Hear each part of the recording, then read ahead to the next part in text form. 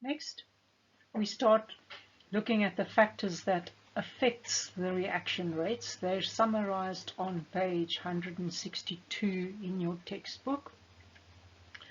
Firstly, I would like to mention the nature of the reacting substances. If I can take you back to grade 11, grade 10, grade 9 even, the metals usually react with acids, but if you put, for example, copper into hydrochloric acid, the reaction will not take place.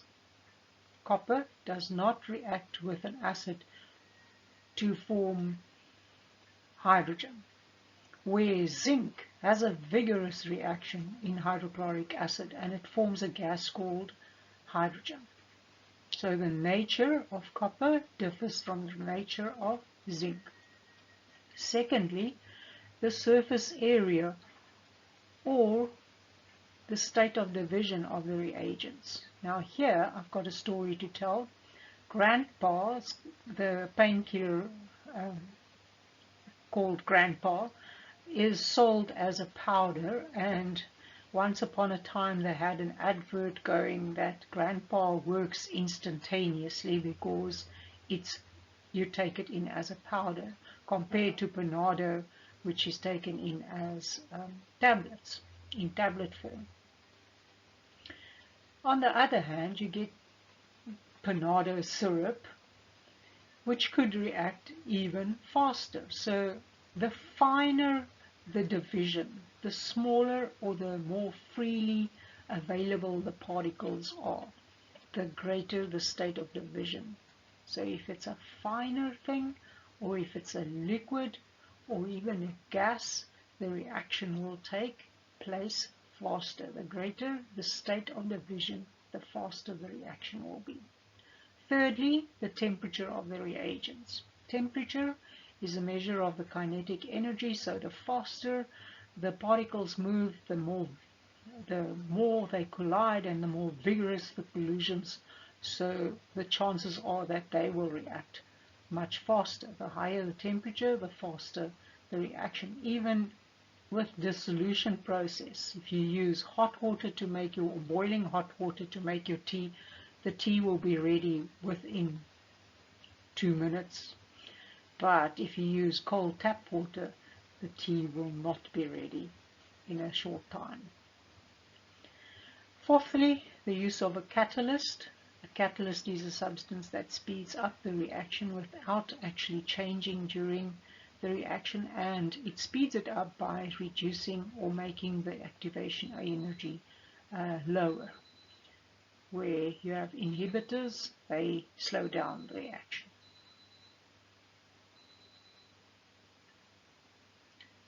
Fifthly, the concentration of the substance, or if you have gases, concentration of a gas is affected by the pressure on the gas.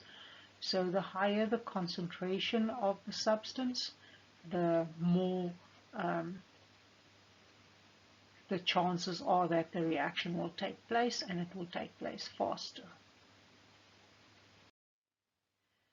Next, I want to mention the methods for measuring reaction rates. If a gas is formed, it's very easy. You can measure the rate of change in mass, because if you put the reaction container on a scale and the gas escapes, then what is left in the container will weigh less.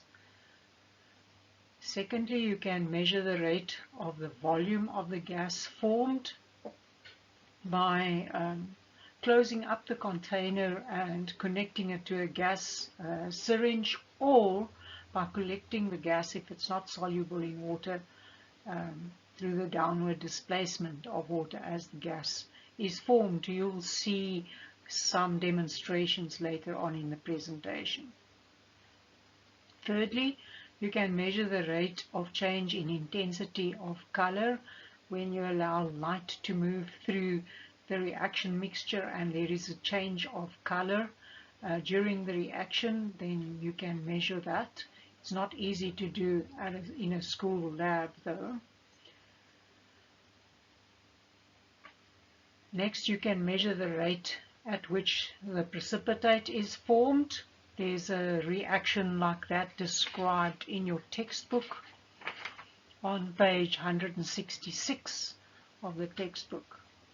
And lastly, you can measure the change in the rate of the change in color of the reagents, which is similar to number 3.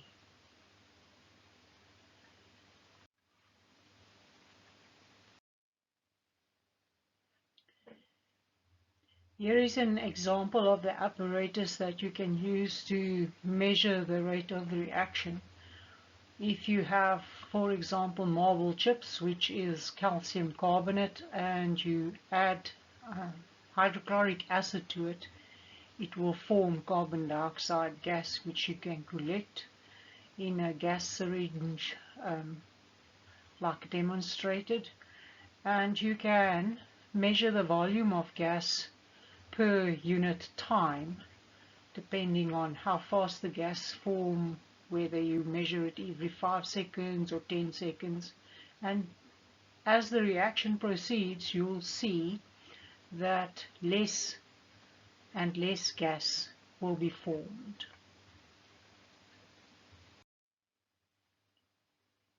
Here is another example of exactly the same reaction, where you place the conical flask onto an electronic balance, and you add the acid. You get the initial mass just after adding the acid, and you'll see as the reaction proceeds that the mass will decrease. It will decrease by a smaller amount as the reaction proceeds. Here is an example of potassium permanganate dissolving in water, and the rate of dissolution will change as more and more crystals dissolve in the water, and the color of the solution will also change. So if you have the right apparatus, then you can measure the intensity of light moving through the solution.